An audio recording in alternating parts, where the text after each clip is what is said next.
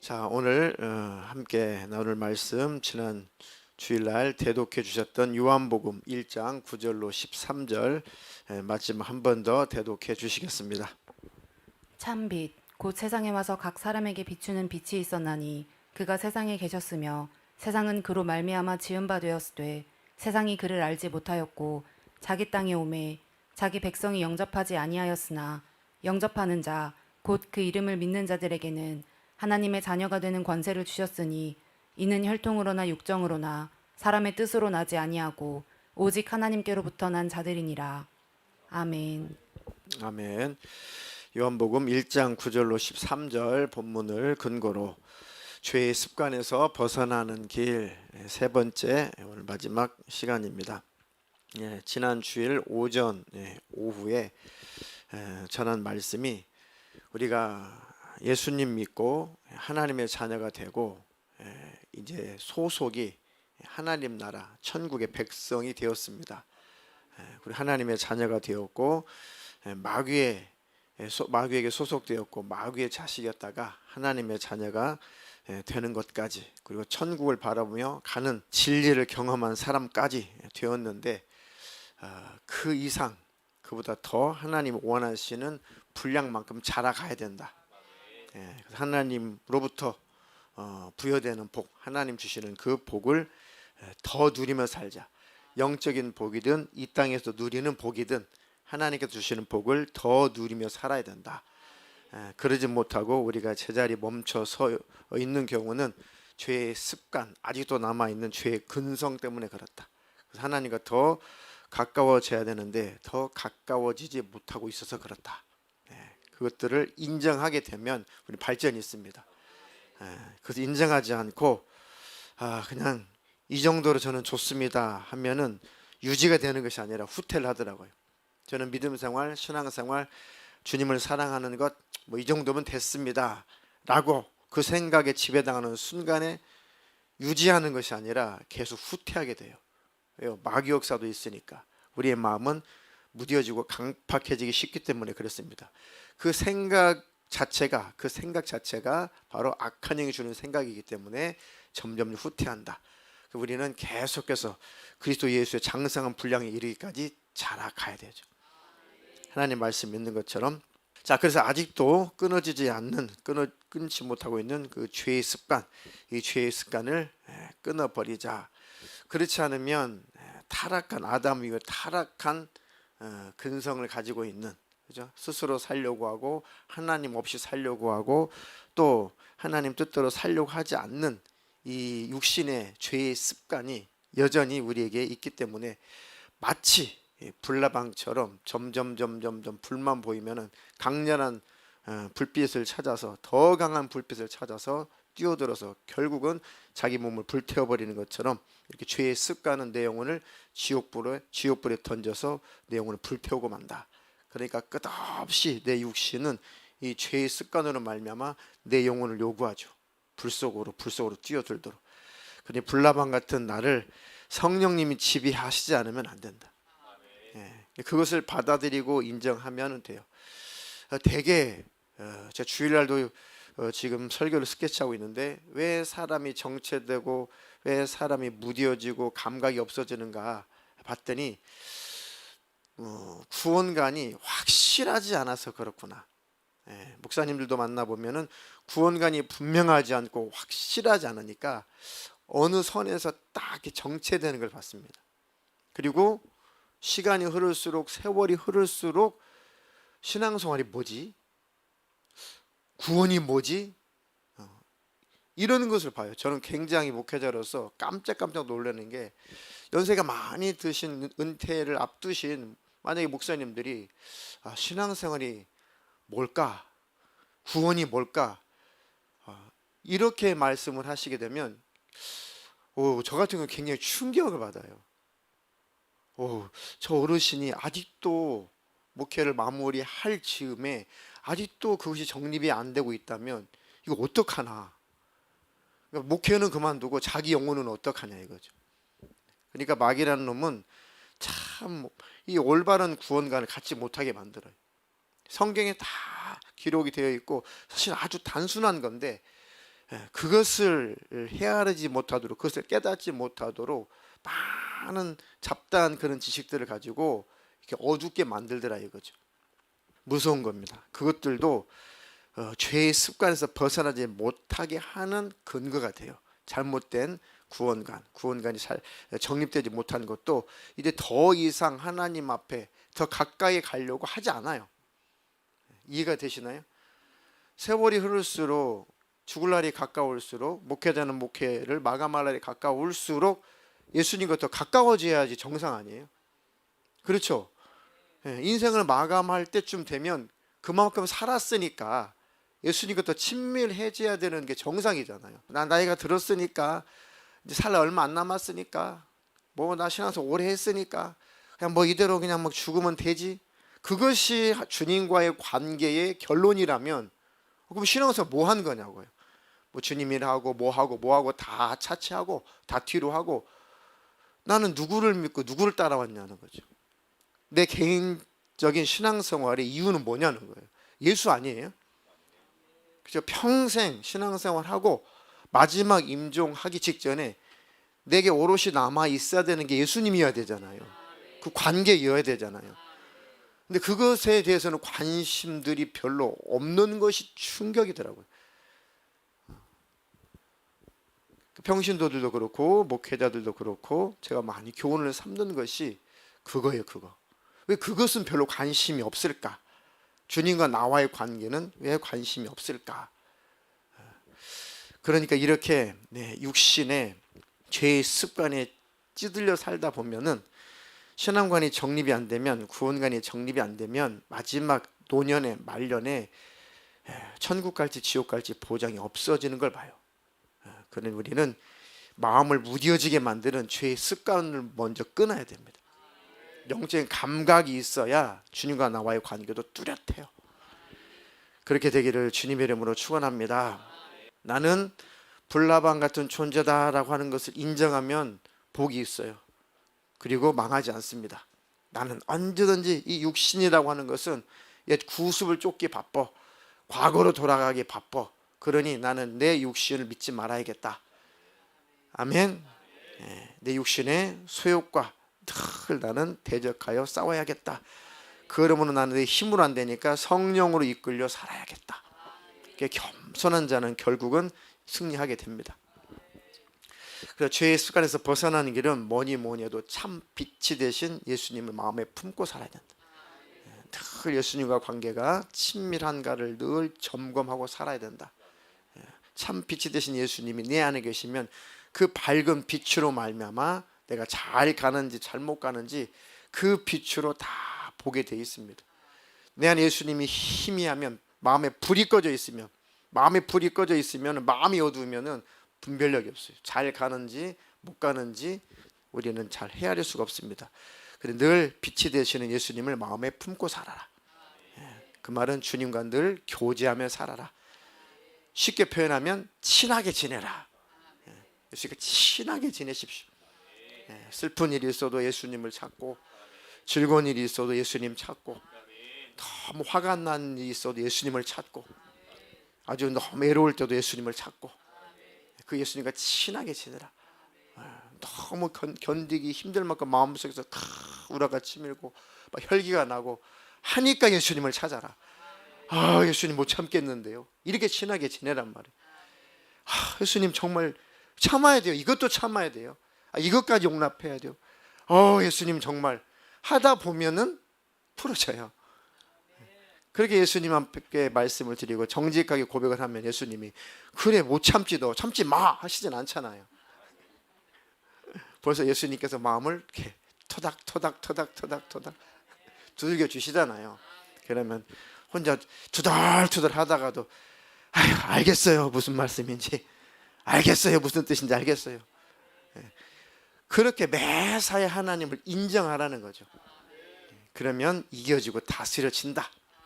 그래서 죄는 우리가 싸우되 우리가 싸워서 이길 대상이 아니라 주님과 가까워져야 이겨지는 겁니다. 그렇게 사는 복 있기를 축복합니다. 두 번째로 영적인 좋은 습관을 가지라. 제일 중요한 부분이에요. 제일 중요한 부분. 좋은 영적인 루틴을 형성해라. 그러니까 내 몸을 예배하는 자리로, 기도하는 자리로 그냥 갖다 놔라. 성경이 안 읽혀도 그냥 성경을 펴라. 모임하기 싫어도 그냥 하는 곳에 내 몸을 갖다 놔라. 큐티가 안 되어도 그냥 큐티 책에다 펴놔라. 아멘. 아침에 피곤해도 이렇게 성경 앱을 딱 누르면 오늘의 말씀 딱 한 문장 뜨잖아요. 그거라도 이렇게 보세요. 그러면 굉장히 그 말씀이 운동력 있고 힘이 있어서 그 마음이 이렇게 불이 들어와요. 말씀은 빛이잖아요. 불이 들어온다니까요.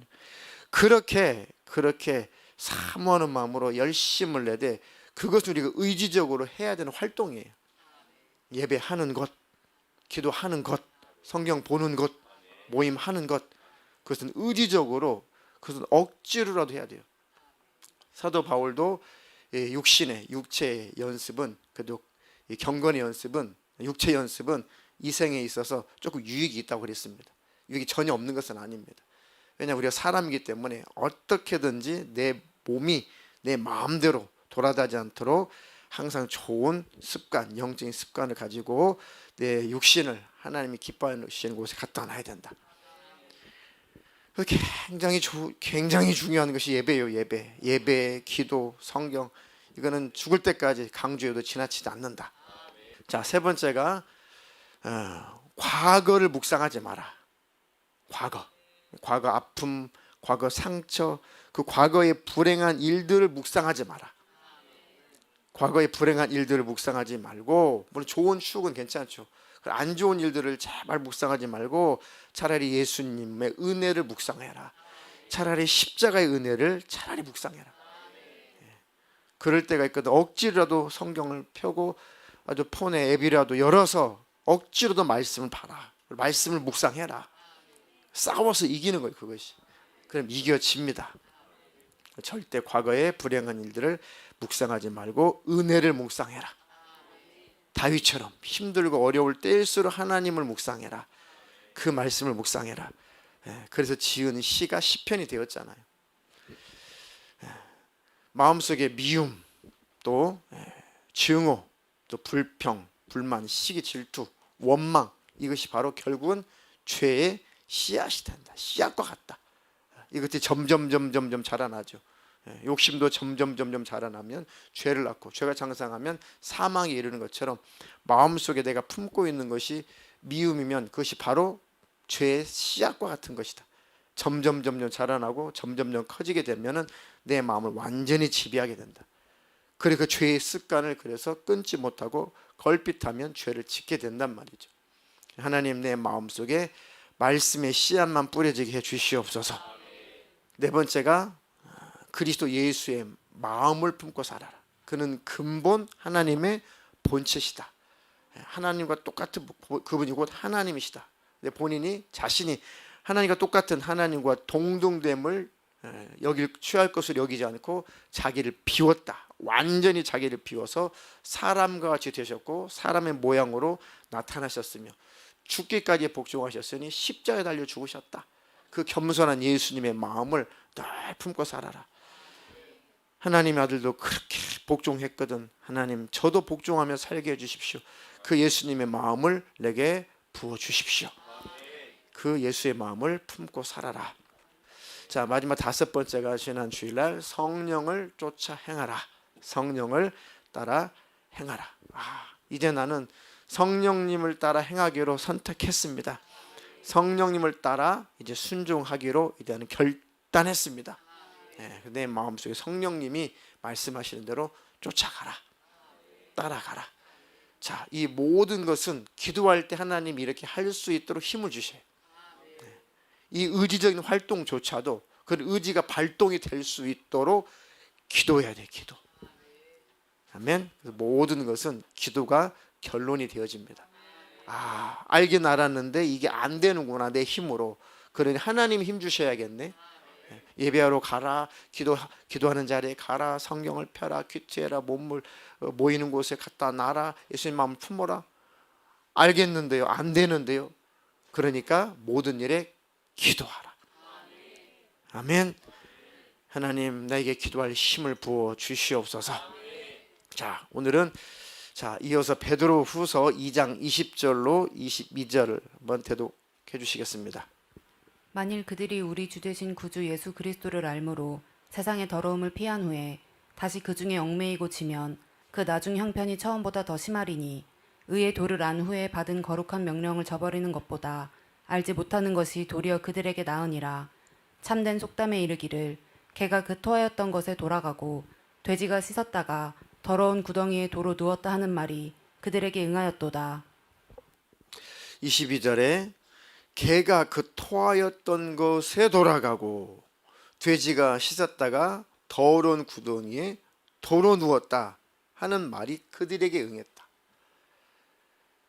예수님을 받아들이고 나서 다시 과거로 돌아가면, 죄의 습관으로 돌아가면 이와 같은 모양이다. 그 얘기죠. 더 마음은 굳어지고 강팍해진다. 아이고 내가 이렇게 더러운 곳에 있었구나 라고 그 더러운 생활 속에서, 죄의 습관 속에서 빠져나왔어요. 내 마음이 묻어지고 심령이 굳어지니까 그 더러운 곳에 다시 돌아간대요. 돼지가 돼지똥에 팍 뒹굴다가 나와가지고 다시 씻어놓으니까 그 돼지똥이 또 돌아가듯이, 그 모습을 하나님 눈에 그렇게 보인다는 것입니다. 개가 토하였던 곳에 다시 돌아가고, 개가 토하였던 곳에 다시 돌아가. 왜 돌아가요? 주워 먹으려고. 근데 개가 정상적일 때는 토하지도 않을 뿐더러 정상적일 때는 토한 거 안 먹습니다. 토한 거 안 먹어요. 근데 얘가 뭔가에 이 감염됐을 때 그렇게 돼요. 기생충에 감염됐을 때 그래요. 연가시 그때 영화 봤죠? 그와 비슷한 겁니다. 원래 연가시는 이제 시골에서 보면 사막이라든가 이런 곤충을 숙주 삼아 가지고 거기서 부화가 돼 가지고 사막의 배에서 이제 막 알이 까잖아요. 그럼 사막에 이렇게 막 그 길가에서 막 죽으려고 막 이렇게 눈을 깨게 돌아다니잖아요. 사마귀가 길가에. 요즘 막 늦가을쯤 되면은 배가 두둑해가지고 이렇게 가만 보면은 이 항문에서 막 하얀 실 같은 막 이 기생충들이 막 구물구물 쭉쭉 빠져나오잖아요. 그죠?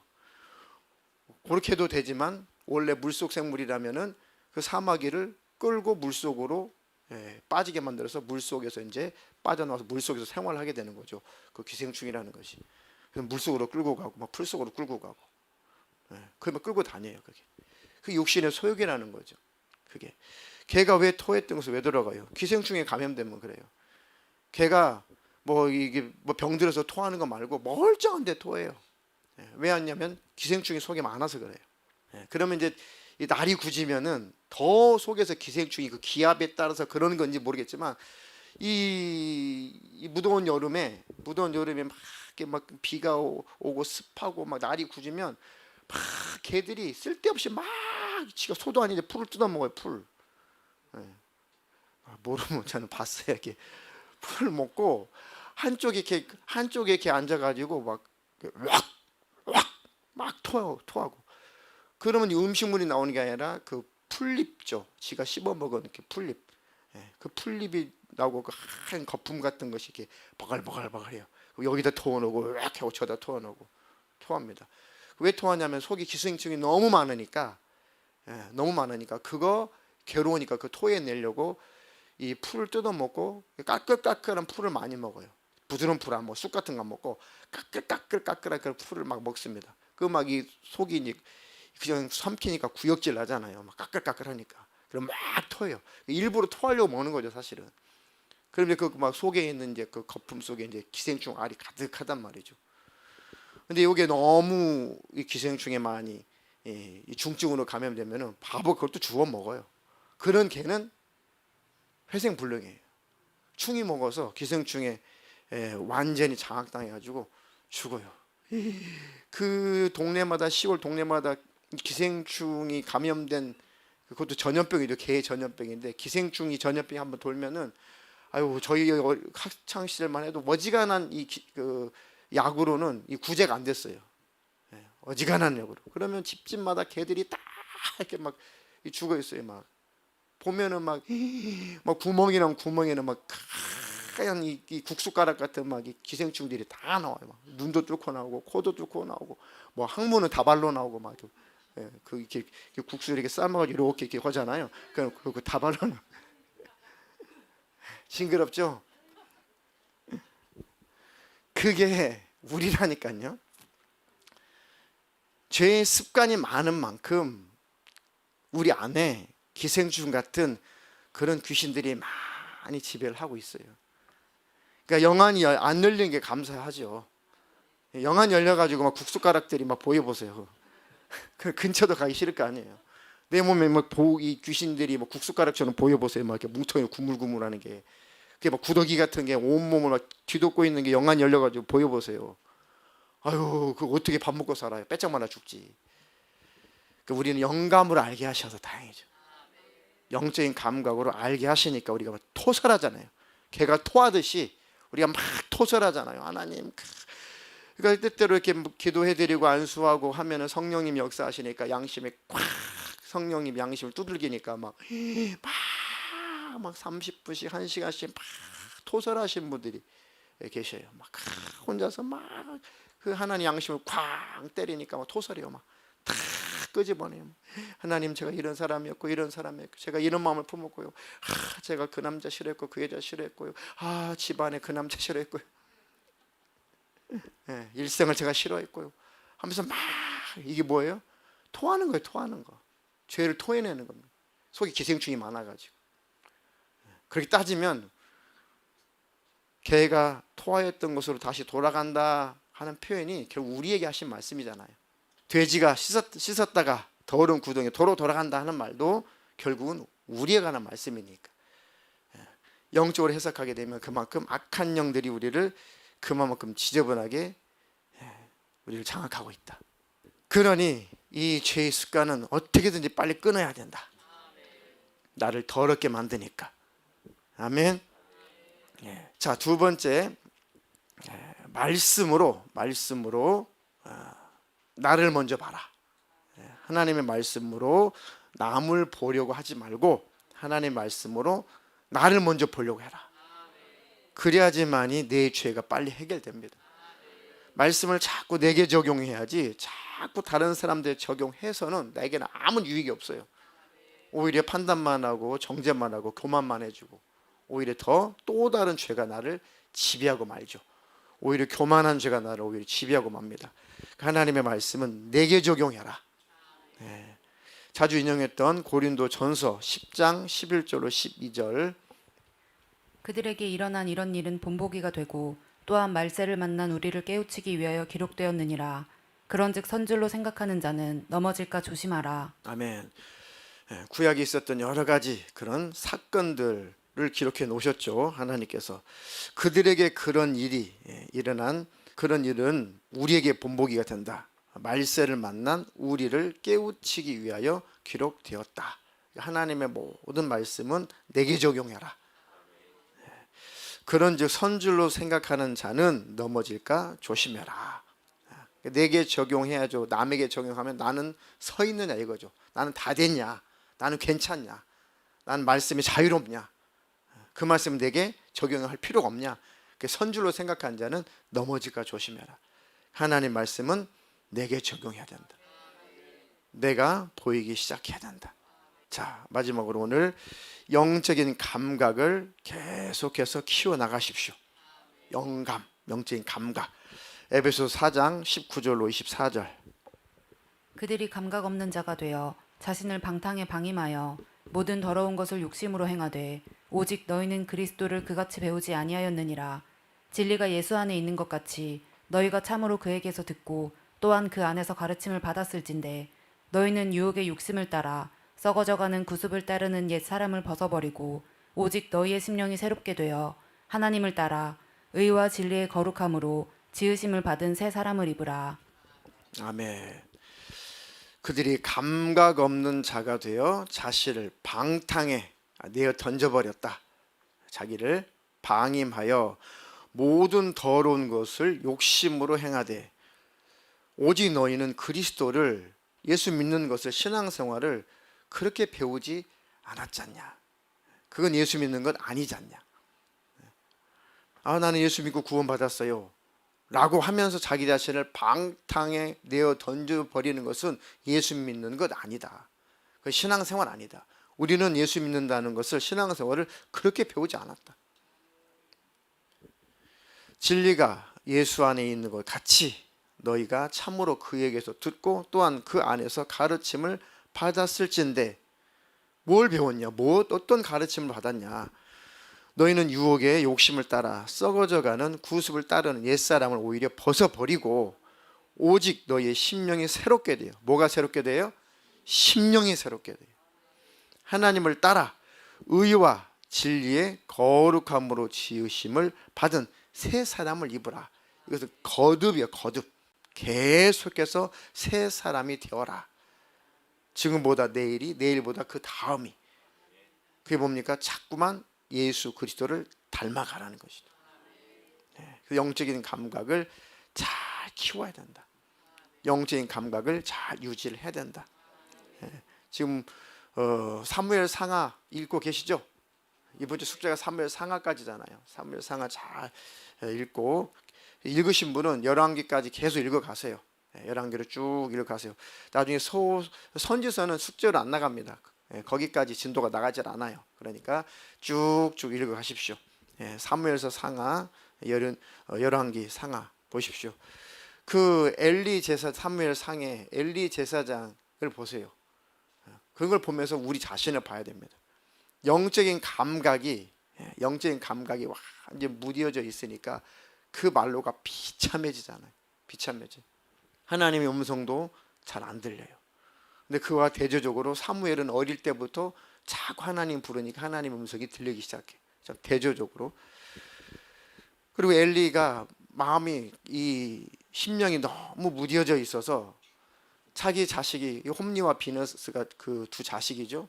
그렇게 악한 죄를 성전에서 범하고 성전에서 일하는 여자까지 건드려가지고 겁탈하고 해도 막 백성들이 막 원성이 자자한데도 불구하고 그러지 마 하는 수준이지 조치를 취하지 않으니까, 그렇게 마음이 강팍해지고 무뎌지니까 어느 한날 전쟁터에서 그 자식들이 비참하게 죽죠. 법궤도 빼앗기죠. 그 소식을 전해 들으니까 나이가 90몇 세인가 98세인가 되어서 이 엘리 제사장이 몸이 막 뚱뚱하고 비둔하니까 그 소리 듣고 충격받으니까 아이고 뒤로 그냥 누웠는데 의자에서 뒤로 넘어져도 벌러덩 넘어져 이 뇌진탕으로 죽어버리잖아요. 그 모든 소식을 듣고 그 며느리가 해산할 즈음이 되었는데 그 소식을 들으니까 막 너무 충격받아가지고 조산을 해버리죠. 이제 이스라엘, 하나님 영광이 이스라엘에서 떠났다라는 이름으로 그 자식의 이름을 지어달라 하고 죽잖아요. 죽었나? 어쨌든 그런 이름을 짓잖아요. 그만큼 하나님과의 관계 속에서 감각이 무뎌지면은, 근데 엘리 제사장 잘못된 것도 뻔히 알지만 돌이킬 수 있는 에너지가 없으니까 하나님이 경고를 2번이나 했음에도 불구하고 그대로 죽잖아요. 사무엘을 통해서 경고를 했잖아요. 1번, 2번씩이나. 그러면 얼른 깨닫고 돌이켜야 되는데 워낙 영적인 감각이 무뎌진 상태이기 때문에 그 하나님이 경고하신 대로 그대로 죽잖아요. 그게 바로 죄의 습관이 우리를 장악하고 지배하게 되면은 그렇게 비참해진다. 근데 열왕기 상하로 쭉 넘어가게 되면 이제 다윗이 나이가 또 많아요. 다윗이 나이가 많아요. 근데 이제 다음 후계자를 빨리 하나님께서 명령하신 대로, 자기도 선포한 대로 빨리 솔로몬을 세워야 되는데, 이 다윗이 나이가 많이 들어서 그 자리에서 빨리 내려오고 빨리 인수인계해주고 빨리 내려와야 되는데 그 자리에 안 내려오는 거예요. 아무 활동도 못해요. 왜 그럴까? 그 노욕 때문에 그럴까? 노욕 때문에 그럴까? 그리고 나서 이 압살롬 다음에 태어난 자식이 아도니아인데, 아도니아는 평소에 다윗이 볼 때 너무 욕심났어요. 너무 욕심난 왕이야. 자기 후계자가 됐으면 좋겠어. 그러니까 제가 이렇게 쭉 앞뒤를 보니까 그래서 그랬는지 솔로몬을 빨리 세워야 되는데 안 세워요. 그리고 아도니아가 잘못하고 있는 거, 또 이 막 조직을 만들어 가지고, 사적인 조직을 만들어 가지고 구테타를 일으키는 그 조짐이 분명히 보였어요. 여러 번. 그런데 다윗이 그 아도니아에게 싫은 말을 한마디도 안 했다 그래요, 성경이. 바른 말을 못 해준 거예요. 왜요? 너무 준수해, 얘가. 너무 뛰어나. 리더십도 있어요. 또 정치적인 또 세력들도 잘 규합할 줄도 알아요. 그러니까 인간적으로 볼 때는 아도니아가 정말 다음 왕감이란 말, 다음 후계자감이에요. 아도니아도 그에 대해 교만을 떨었고, 근데 하나님은 아니다. 내가 택한 솔로몬이 왕이 돼야 된다. 근데 그렇게 흘러가다가 아도니아가 이제 우리 아버지는 다 끝났어. 다 됐어. 나만한 왕이 어디 있어? 나만한 또 인물이 어디 있어? 해가지고 그 유명한 요압 장군까지 다 꼬셔가지고 사도까지 그 제사장까지 다 꼬셔가지고 잔치를 벌여가지고 자기가 이제 스스로 이제 왕이라고 자처를 했죠. 그 소식을 듣고 선지자 나단하고 또 밧세바하고 또 거기에 여러 하나님의 사람들이 이제 같이 모여가지고 이건 아니지 않냐. 하나님께서 솔로몬을 이미 왕으로 세우시기로 하셨고 그것을 다윗 왕이 이미 선포하지 않았냐. 그럼 이것은 하나님의 뜻 아니냐. 그럼 하나님 뜻대로 세워야지. 저렇게 구태타를 일으켜가지고 저렇게 스스로 교만한 자가 왕이 된다면 어떻게 되겠냐. 그 얘기를 밧세바도 하고 나단 선지도 하고 목숨을 걸고 다윗에게 그 말을 했어요. 근데 다윗이 그나마 하나님과 관계가 있었기 때문에 그 소리를 하나님의 음성으로 듣게 되죠. 그리고 기억해내요. 맞아. 한마디도 거기에서 한마디 아니라고 하지 않아요. 한마디도 그들에게 너희들이 감히 내가 하는 대로 하는 거지 너희들이 감히 그래? 한마디도 안 하고 맞아. 원래 하나님이 내게 말씀하셨어. 그리고 내가 선포했었지. 자, 내 노새에 솔로몬을 태우고 왕을 세워라. 아주 그 왕 즉위식에 다윗이 직접 참석을 해서 왕을 그날에 세우게 되죠. 그러니까 아주 흥미진진한 사건이에요. 만약 그러지 못하고 다윗이 죽었어 보세요. 그러면 막 성경 역사가 또 다시 막 굉장히 복잡해질 겁니다. 더 늘어날 거야, 성경 권수가 막. 다행입니다. 66권으로 끝나기. 67권이면 어때? 67권이면. 그럼 11개 상중하면 이렇게 나와야 돼. 그래도 다윗 덕에 다윗이 그것을 인정을 했어요. 맞아. 그나마 다윗은 노년에 하나님을 그래도 바라보고 있었구나. 그러니까 누군가가 하나님의 뜻을 가르쳐 주니까 빨리 포기할 줄 아는구나. 그래서 결국 다윗은 승리자가 된 거죠. 그래서 하나님을 노년에 바라보고 있었으니까. 아멘. 영적인 감각이 그나마 없으면 우리는 블라방처럼 또다시 죄악 속에 뛰어들고 말 것이다. 다윗이 마지막 노년에 하는 그 모습을 보니까 우리는 죽을 때까지 방심하면 안 되겠다. 우리는 끝까지 주님 바라보고 살아야겠다. 주님과 교제하며 살아야겠다. 아무리 훌륭한 성경적인 인물들도 마지막 말년을 보니까 아주 위태하다. 사사들도 그렇게 쓰임받다가 다 타락해버리고 제사장들도 타락하고 성경의 그 유명한 인물들을 보니까 노년에 아주 솔로몬 같은 경우도 물론 마지막에 회개했다고는 하지만 아주 노년에 아주 얼마나 우상숭배를 많이 하고 얼마나 하나님 마음을 아프게 합니까. 그러니 우리는 절대 방심하면 안 된다. 죄의 습관을 계속 끊어가야지 절대 나를 내버려 두면 안 된다. 그런 이유에서라도 영적인 감각을 키우십시오. 그런 저와 여러분 되기를 주님의 이름으로 축복합니다. 오늘 기도 제목 같이 읽고 오늘 통성으로 기도하겠습니다. 자, 기도 제목 첫 번째, 님을 항상 마음에 품고 살게 하소서. 정말 중요한 겁니다. 그러니까 이거 어렵게 생각하지 마세요. 아까 예를 들었잖아요. 막 힘든 일이든 기쁜 일이든 화가 나는 일이든 짜증 나는 일이든 바쁜 일이든 막 슬픈 일이든 외로운 일이든 그냥 매사에 그냥 예수님과 대화를 하시라는 얘기예요. 늘 그 예수님을 마음에 품고 사시라는 얘기입니다. 저는 그게 제일 좋은 방법 같아요. 제일 예수님과 관계를 유지하는 최고 좋은 방법입니다. 마음에 혈기 날수록 예수님 잘 안 불러지잖아요. 근데 그거 이미 우리 예수님이 우리 보고 있어요. 이미 알고 계시다고. 아는 척해도 마음을 숨길 수 없어요. 그러니까 그럴 거면 차라리 예수님께 내 마음을 토로하는 게 나아요. 예수님 저 왜 이렇게 짜증나죠? 예수님 저 왜 이렇게 혈기가 나죠? 저는 실제 그래요. 근데 아무도 없는 곳에서 해요. 화장실에서. 여기 짜증나죠? 여기 화가 나죠? 베란다 가가지고 노즈마리 한번 쓰다듬으면서 여기 짜증나죠? 여기 화가 나죠? 내가 이렇게 혈기가 나고 있을까? 막 이렇게. 그러면 그게 직구하고 다 솔직하게 말하면은 벌써 마음속에서 하나님께서 다 이렇게 만져주세요. 네가 그래서 혈기가 났구나. 네가 그래서 짜증 났구나. 야, 너 갱년기인가 봐.